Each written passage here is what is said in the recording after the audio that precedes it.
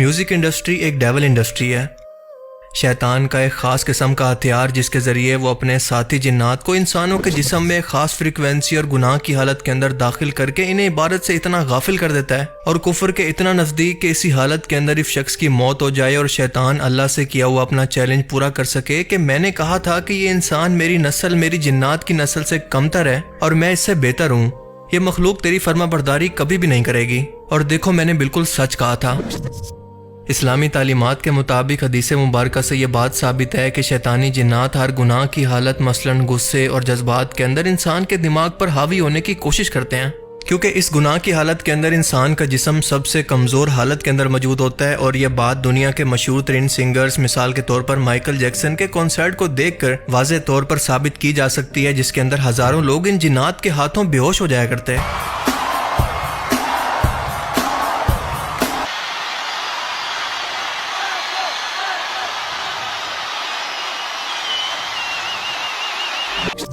इसलिए आज भी हॉलीवुड के किसी भी बड़े म्यूजिकल कॉन्सर्ट को उठाकर देख लें, वहां पर आपको बाकायदा ये अपने आका शैतान को ट्रिब्यूट देते हुए खास किस्म के साइन बनाते नजर आएंगे, क्योंकि इन सिंगर्स ने इस दुनियावी कामयाबी की खातिर अपनी रूह को शैतान को बेच दिया है और इनकी ये रूह अब मरते दम तक शैतान का हुक्म मानेगी, जिसको कहा जाता है सैटेनिक एग्रीमेंट। आपको ये बात जानकर इंतहाई हैरत होगी कि ये मशहूर सिंगर्स ना सिर्फ सरेआम टीवी पर इस बात का इकरार करते हैं, बल्कि बाकायदा इस कॉन्ट्रैक्ट को साइन करते हुए वीडियोस भी दिखा चुके हैं, जिनमें से कुछ वीडियोस आप खुद देख लें। सेलेना गोमेज, मैं अपनी रूह शैतान को बेच रही हूँ।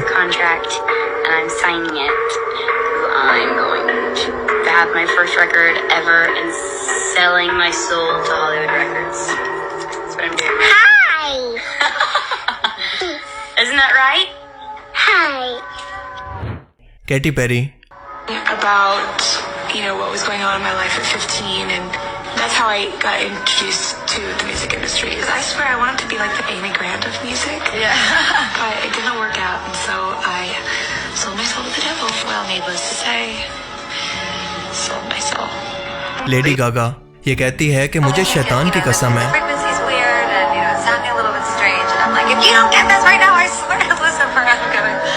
Rehana, Why is your hand over your eye? Because I'm a devil worshiper. What are you talking about? Hey, weird. All right, well, I have tickets to see the devil worship. ये बंदी तो बाकायदा रिलीजन्स खास तौर पर Christianity का मजाक बनाने के लिए मशहूर है और इसके हालिया कॉन्सर्ट के अंदर बाकायदा इसे इल्यूमिनाती साइन बनाकर अपने कॉन्सर्ट को एंड करते हुए देखा जा सकता है।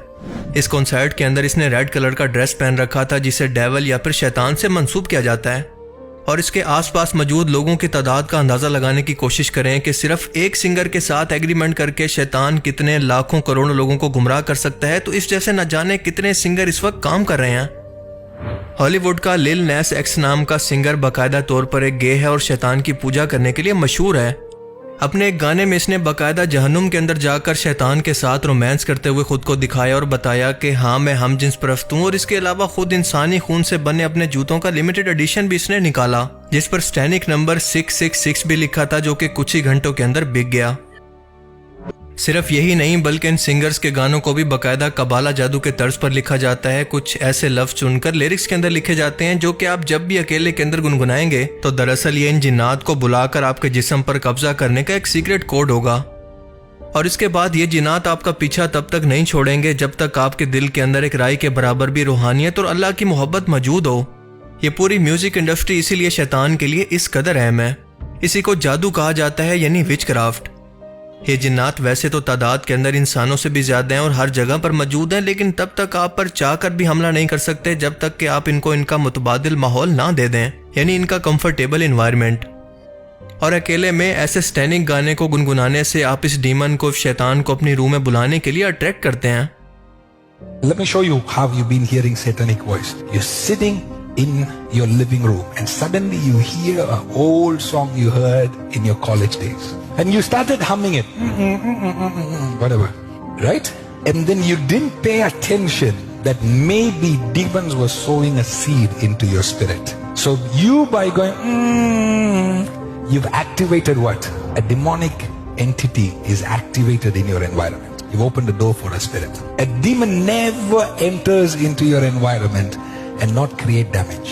And that evening you're having emotions and feelings that you should have इसी तरह से 1980 की दहाई के अंदर जब म्यूजिकल कॉन्सर्ट इतना आम नहीं थे, लोगों ने ये नोटिस करना शुरू किया कि रिकॉर्ड शुदा गानों को अगर रिवर्स करके चलाया जाए तो ये ऐसे अल्फाज प्ले करते हैं जो कि शैतान की पूजा के लिए इस्तेमाल किए जाते हैं।